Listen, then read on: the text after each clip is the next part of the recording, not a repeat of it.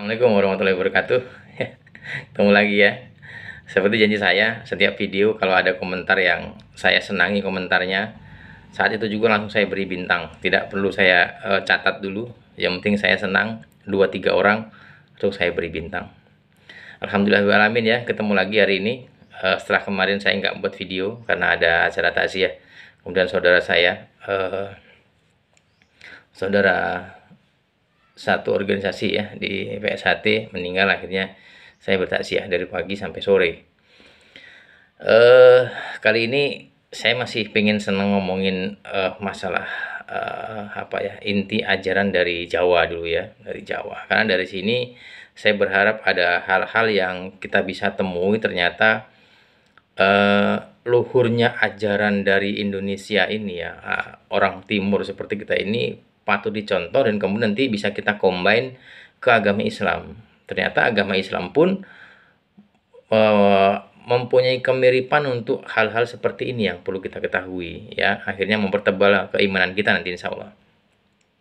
Kalau di ajaran Jawa itu ada tradisi dan ritual ya.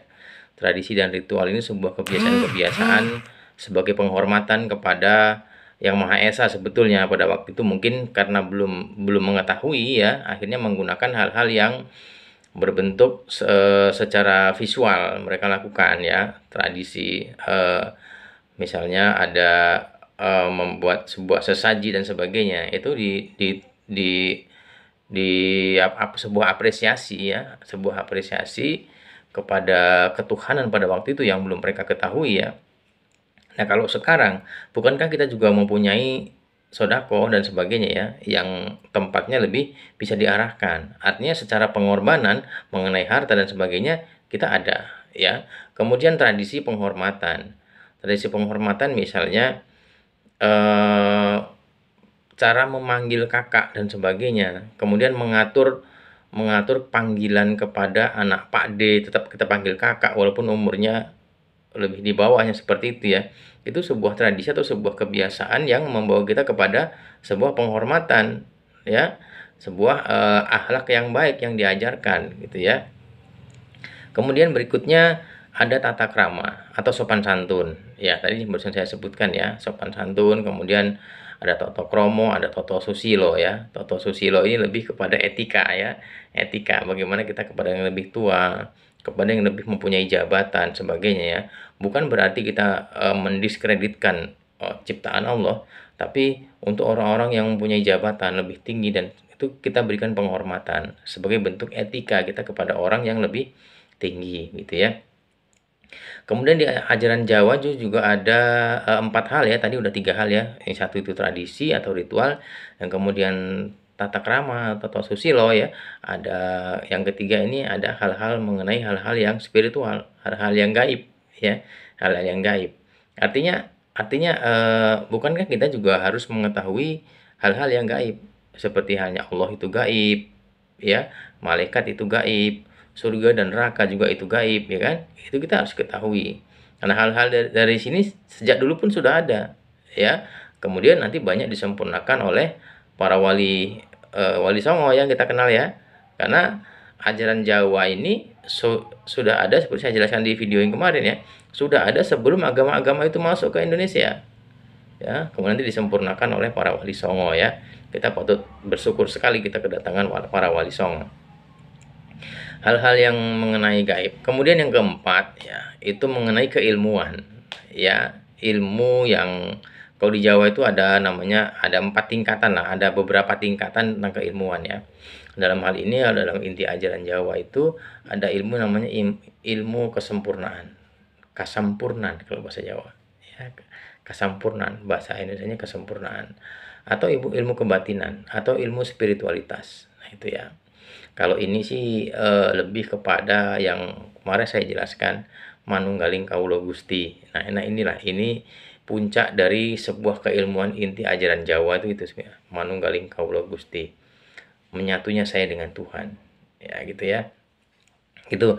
Kemudian kalau di Jawa itu ada level-level ya. Tadi mengenai kesempurnaan ilmu tadi, kenapa ada kesempurnaan ilmu atau ilmu kasampurnaan ini? Kalau di Jawa tuh mengenal 4 atau ya 4 hal mengenai tingkatannya, tingkatan keilmuan seseorang gitu ya, keilmuan.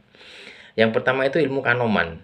Kanoman tuh kanoman, nom itu kan muda ya, ilmu yang masih muda lah gitu ya, masih masih rendah gitu, rendah itu ilmu kanoman ini biasanya tuh aplikasinya mengenai makan, mengenai minum, berjalan, itu kan udah nggak perlu lagi kita kita apa namanya diskusikan ya, emang tuh memang sudah ada kodratullah seperti itu ya, itu ilmu kanoman.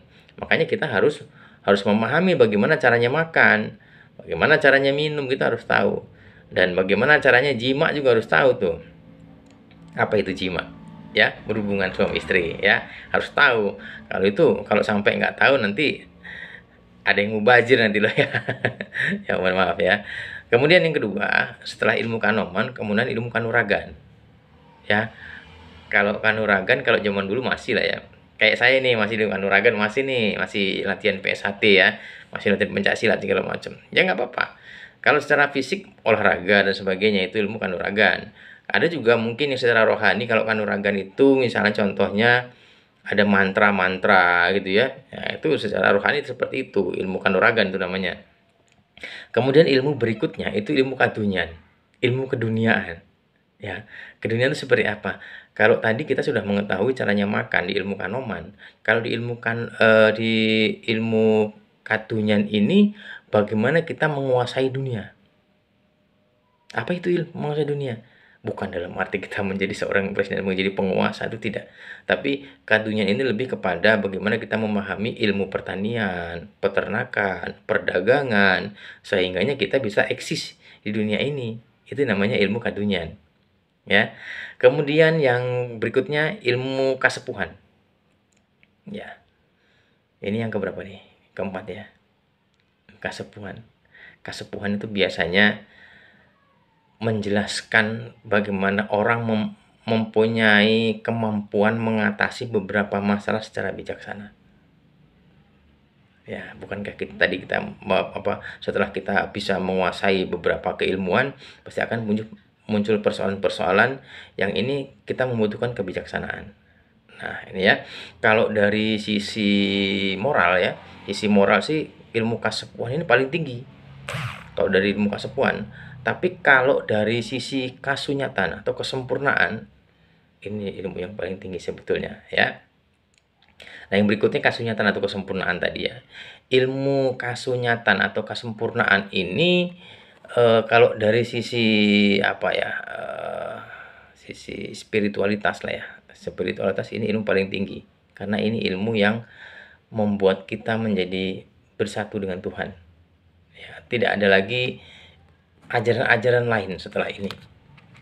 Karena kita sudah menyatu dengan Tuhan. Tidak ada kebutuhan lain. Ya, kalau kedewasaan itu bisa karena kebiasaan. Kita menjadi dewasa, menjadi bijaksana, itu bisa jadi karena kebiasaan. Contoh, kebiasaan kita berkumpul dengan orang-orang soleh, berkumpul dengan orang-orang yang intelektualnya tinggi. Otomatis kita mengetahui beberapa ilmu, sehingganya kalau terjadi sesuatu dengan ilmu tersebut, kita bisa ada masalah dengan ilmu tersebut, kita mempunyai titik terang yang cukup mengetahui untuk memecahkan masalah tersebut. Ya, tapi kalau ini ilmu kasunyatan, ilmu kesempurnaan, ini hanya bisa didapat oleh orang-orang yang nanti mau dan yang tertunjuk oleh Allah mendapatkan hidayah, mendapatkan wahyu dari Allah Subhanahu wa taala. Biasanya orang-orang seperti ini melakukan laku. Kemarin kita pelajari ya di Ronggo Warsito ya. Laku. Kalau orang menjalani laku, itu akan mudah-mudahan mencapai ilmu ini.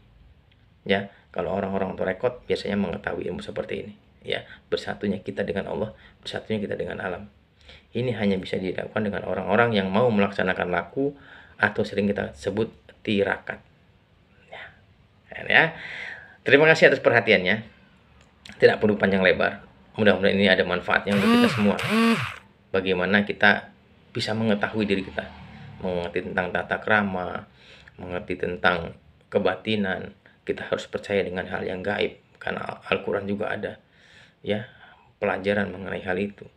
Kemudian bagaimana kita mengerti ilmu kanoman, keseharian, keduniaan, kanuragan, harus fisik harus kuat, harus punya eksistensi.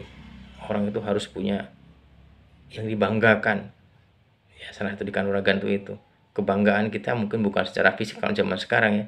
Boleh kemampuan secara bisa servis HP, bisa servis komputer, atau bisa mengerjakan matematika dengan baik. Salah satu ilmu kanuragan. Ya mungkin tidak apa-apa. Ya, untuk menuju apa itu semua? Untuk menuju kesempurnaan. Bagaimana menuju kesempurnaan? Kita sempurnakan syariat juga. Selain hal seperti ini kita ketahui, syariat juga dilaksanakan. Apa itu syariat? Ya, pelajaran-pelajaran yang banyak kita lihat. Sholat yang rajin, tetap puasa, lakukan zakat dan sedekah, naik haji siapa yang mampu, ya, ambil batu di jalan, senyum dengan orang lain, ya. Hal-hal seperti ini kita mulai sedikit demi sedikit. Beli taufik walhidayah. Assalamualaikum warahmatullahi wabarakatuh.